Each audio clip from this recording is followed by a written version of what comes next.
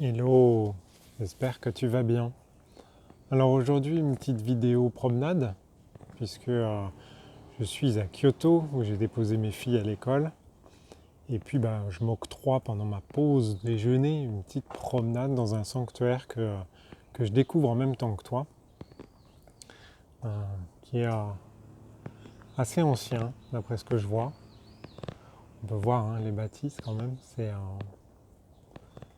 pas du tout jeune, mais l'avantage c'est que on est on est vraiment en pleine nature ici. Vraiment sympa.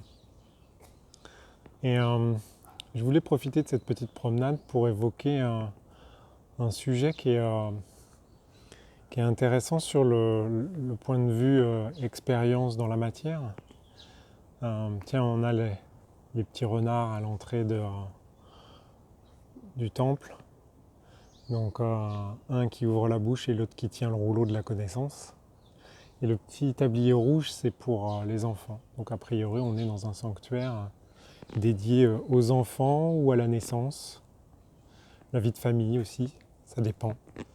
Bon, je suis un peu rouillé au point de vue des kanji, donc je ne vais pas me risquer. Mais a priori, ça parle de ça ici. Alors, pour la petite histoire, les sanctuaires comme ça, souvent, si par exemple c'est pour la famille, eh bien on vient demander à ce que la famille reste soudée, ou alors quand les enfants s'en vont pour aller étudier, on vient leur demander à ce qu'ils reviennent régulièrement à la maison, que tout se passe bien. Quand c'est la naissance, bien évidemment, c'est aussi pour que tout se passe bien. En général, on demande toujours que ça se passe bien. Alors ce qui est intéressant, c'est que on voit en arrière-plan, on est sur les hauteurs de Kyoto.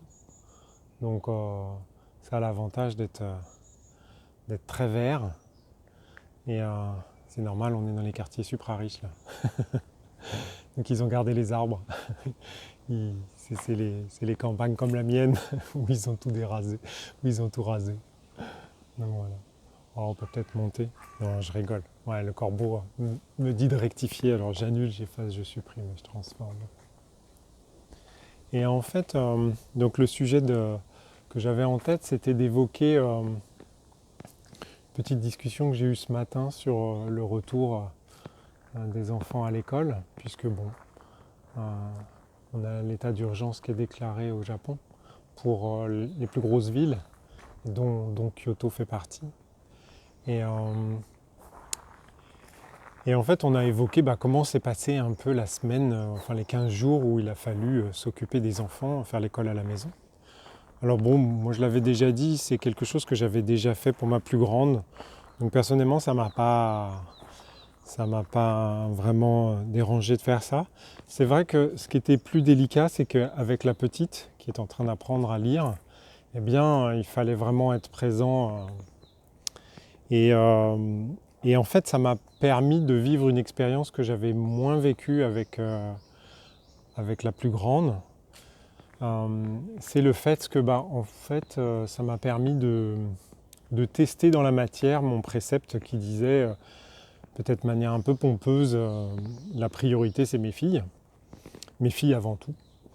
Et c'est vrai que quand vous avez votre petit bout qui débarque toutes les 3 minutes parce qu'elle bute sur un mot ou parce qu'elle ne comprend pas une explication ou machin, et que vous essayez de travailler, au final, on commence à perdre un peu patience.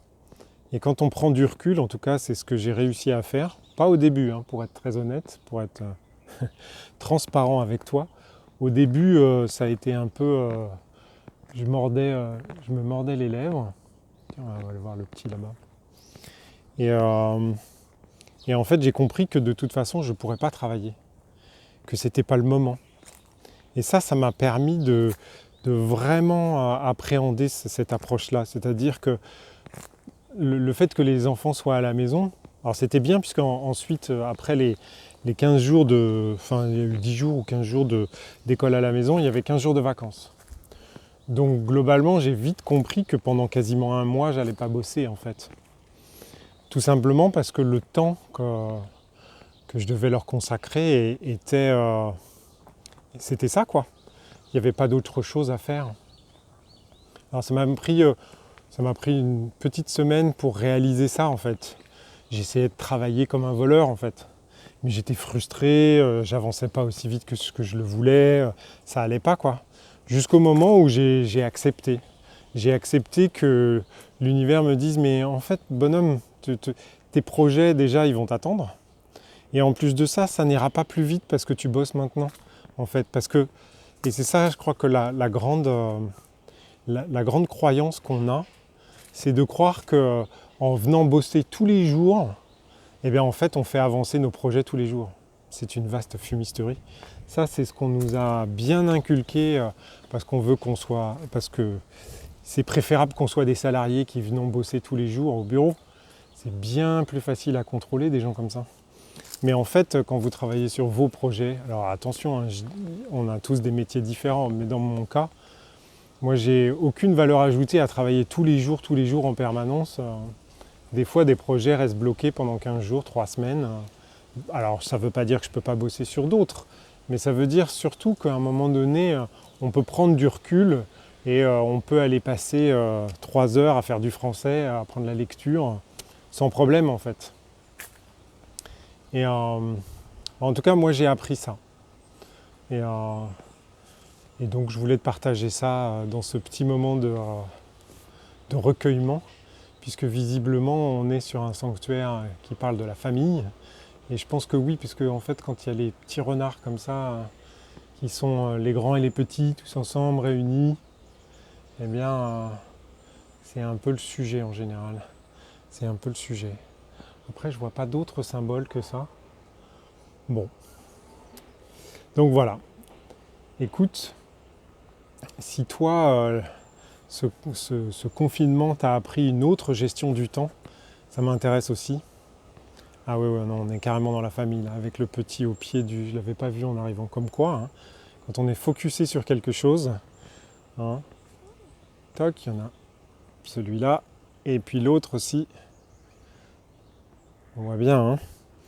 C'est pile poil adapté, ma petite vidéo, on dirait presque que je le fais exprès. Merci les petits loups de me mettre en contact. Comme quoi la matière, hein, c'est vraiment ce qu'on projette de notre esprit. Je crois qu'une fois qu'on aura tous compris ça, ça sera le bonheur et le paradis sur Terre. Sur ce, écoute, sur ce petit message plein d'optimisme, je vais te souhaiter une super journée. Normalement, avec l'énergie qu'il y a dans ce lieu, tu as dû en prendre plein les mirettes. Donc, je vais te souhaiter une super journée. Et puis, je te retrouve demain.